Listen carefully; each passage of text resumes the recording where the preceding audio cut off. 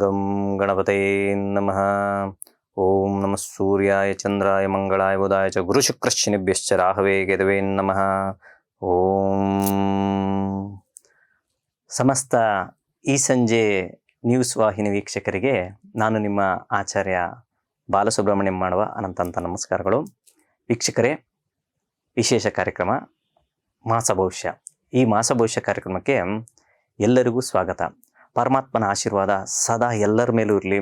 ಎಲ್ಲರೂ ಆರೋಗ್ಯವಂತರಾಗಿ ಆಯುಷ್ಯವಂತರಾಗಿ ನೆಮ್ಮದಿ ಸಂತೋಷವನ್ನು ಗಳಿಸಲಿ ಅಂತ ನಾನು ಆ ಪರಮಾತ್ಮನಲ್ಲಿ ಬೇಡ್ಕೊಳ್ತೇನೆ. ಅದೇ ರೀತಿ ಎಲ್ಲರೂ ಸಹ ಒಂದು ಒಳ್ಳೆಯ ಸಮಾನ ಮನಸ್ಕರಾಗಿ ಜೀವನ ಮಾಡೋಣ. ಈ ಮಾಸ ಭವಿಷ್ಯ ಕಾರ್ಯಕ್ರಮಕ್ಕೆ ಎಲ್ಲರಿಗೂ ಸ್ವಾಗತ. ಮೊಟ್ಟ ಮೊದಲನೇದಾಗಿ ಪಂಚಾಂಗ ಶ್ರವಣ.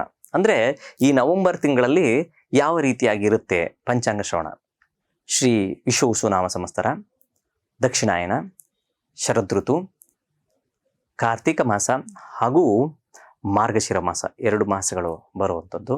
ಅದೇ ರೀತಿ ಗ್ರಹಗಳ ಸಂಚಾರವೂ ಸಹ ಪರಮಾತ್ಮನಾದಂತಹ ಗುರು ಭಗವಾನನು ಕರ್ಕ ರಾಶಿಯಲ್ಲಿ ಸಂಚಾರ ಮಾಡ್ತಾರೆ, ಕೇತುವು ಸಿಂಹರಾಶಿಯಲ್ಲಿ, ಶುಕ್ರರು ತನ್ನ ಸ್ವಕ್ಷೇತ್ರವಾದಂತಹ ತುಲಾ ರಾಶಿಯಲ್ಲಿ, ಬುಧ ಹಾಗೂ ಕುಜರ ಸಂಯೋಗ ವೃಶ್ಚಿಕ ರಾಶಿಯಲ್ಲಿ, ಅದೇ ರೀತಿ ಶನಿ ಮಹಾತ್ಮರು ಮೀನರಾಶಿಯಲ್ಲಿ, ರಾಹು ಭಗವಾನರು ಕುಂಭರಾಶಿಯಲ್ಲಿ, ಇನ್ನು ರವಿ ಭಗವಾನರು ತುಲಾ ಹಾಗೂ ವೃಶ್ಚಿಕ ರಾಶಿಯಲ್ಲಿ ಸಂಚಾರ ಮಾಡ್ತಾರೆ.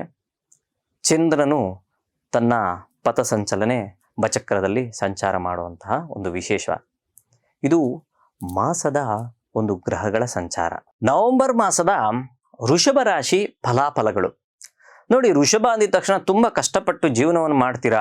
ಯಾವುದೇ ಒಂದು ಕೆಲಸ ಕಾರ್ಯಗಳು ಮಾಡಬೇಕಾದ್ರೂ ನಿಮ್ಮ ಒಂದು ತನವನ್ನು ನೀವು ಉಪಯೋಗಿಸ್ಕೊಂಡು ನೀವು ಮಾಡುವಂಥ ಸಾಧ್ಯತೆಗಳು ಹೆಚ್ಚಾಗಿರ್ತದೆ. ಆದರೆ ಏನಾಗುತ್ತೆ, ಇಲ್ಲಿ ತೃತೀಯ ಸ್ಥಾನದಲ್ಲಿ ಗುರುವಿನ ಸಂಚಾರ ಅಂತ ಹೇಳ್ತೀವಿ. ಅದೇ ರೀತಿ ಚತುರ್ಥದಲ್ಲಿ ಕೇತುವಿನ ಸಂಚಾರ. ಯಾವ ರೀತಿ ಫಲ ಇರಬಹುದು, ಇದರ ಒಂದು ವಿಶೇಷ. ಲಾಭದಲ್ಲಿ ಅದೇ ಒಂದು ಮಹಾತ್ಮನಾದಂತಹ ಶನಿ ಮಹಾತ್ಮರ ಒಂದು ಸಂಚಾರವು, ಅದೇ ರೀತಿ ದಶಮದಲ್ಲಿ ಕರ್ಮಸ್ಥಾನದಲ್ಲಿ ರಾಹುವಿನ ಸಂಚಾರ. ಏನಪ್ಪ ಇದರ ಒಂದು ವಿಶೇಷತೆ ಫಲವನ್ನು ಇರುತ್ತೆ ಅನ್ನೋದು ನೋಡೋದಾದ್ರೆ, ಖಂಡಿತವಾಗಲೂ ನೀವು ಮಾಡುವಂಥ ಕೆಲಸ ಕಾರ್ಯಗಳಲ್ಲಿ ಸ್ವಲ್ಪ ಏರಿಳಿತವನ್ನು ಕಾಣಿಸುವಂಥದ್ದು. ಛಾಯಾಗ್ರಹನಾದಂತಹ ರಾಹು ಸ್ಥಿತನಾದಾಗ ಕರ್ಮಸ್ಥಾನದಲ್ಲಿ ಸ್ವಲ್ಪ ಕೆಲಸದಲ್ಲಿ ವ್ಯತ್ಯಾಸವನ್ನು ಕಾಣುವಂಥ ಸಾಧ್ಯತೆಗಳು ಹೆಚ್ಚಾಗಿರ್ತದೆ. ಸ್ವಲ್ಪ ಗಮನ ಹರಿಸಿ. ಅದೇ ರೀತಿ ಭೂಮಿಯ ವಿಚಾರದಲ್ಲಿ ನೀವು ಏನಾದರೂ ಒಂದು ಹೊಸ ಹೂಡಿಕೆ ಮಾಡುವಂಥದ್ದಾಗಿರ್ಬೋದು ಅಥವಾ ಮನೆ ಕಟ್ಟುವಂಥ ವಿಚಾರ ಆಗಿರ್ಬೋದು, ಇದರ ಬಗ್ಗೆ ಕಳೆದ ತಿಂಗಳೆಲ್ಲ ತುಂಬ ಪ್ರಾಜೆಕ್ಟ್ ಹಾಕ್ಕೊಂಡಿರ್ತೀರ, ಅದರಲ್ಲಿ ಸ್ವಲ್ಪ ವ್ಯತ್ಯಾಸ. ಅಥವಾ ನಾವು ಕನ್ಸ್ಟ್ರಕ್ಷನ್ ಸ್ಟಾರ್ಟ್ ಮಾಡಿದೀವಿ ಅನ್ನೋರಿಗೆ ಏನು ಸಮಸ್ಯೆ ಇರಲ್ಲ. ಸ್ಟಾರ್ಟ್ ಮಾಡಬೇಕು ಅನ್ನೋರು ಸ್ವಲ್ಪ ಯೋಚನೆ ಮಾಡಿ ಕನ್ಸ್ಟ್ರಕ್ಷನ್ ಮಾಡಿದ್ರೆ ತುಂಬ ಒಳ್ಳೆಯದು.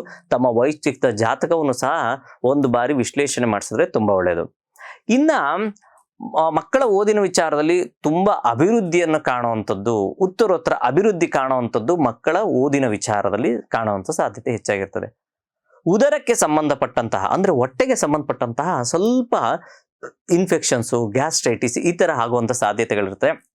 ಆ ಕಾರಣದಿಂದ ಸಮಯಕ್ಕೆ ಸರಿಯಾಗಿ ಅಂದರೆ ನೀರು ಕುಡಿಯುವಂಥದ್ದಾಗಿರ್ಬೋದು ಅಥವಾ ಒಳ್ಳೆಯ ಒಂದು ಭೋಜನ ಮಾಡುವಂಥದ್ದು, ಅಂದರೆ ಸಮಯಕ್ಕೆ ಸರಿಯಾಗಿ ನೀವು ಊಟ ಸೇರದೆ ಹೊಟ್ಟೆಯಲ್ಲಿ ಗ್ಯಾಸ್ಟ್ರಿಕ್ ಆಗುವಂಥ ಸಾಧ್ಯತೆಗಳಿರುತ್ತೆ. ಇದ್ರ ಬಗ್ಗೆ ಉಷ್ಣವಾಯು ಅಂತ ಹೇಳಿದ್ರು ತಪ್ಪಾಗಲಾರಂಥದ್ದು.